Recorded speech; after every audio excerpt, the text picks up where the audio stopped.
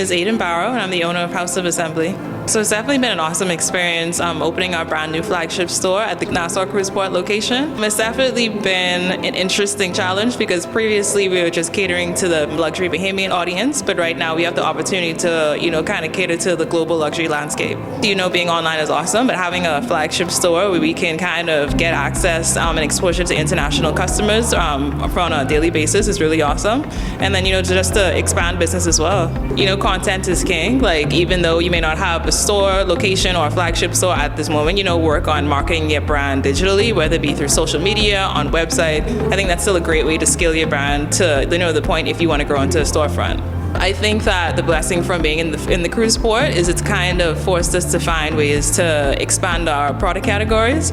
So originally we focused on doing vegan leather and coated canvas and leather bags, as you can see from behind me. But I think that the cruise port passenger, they're just so diverse.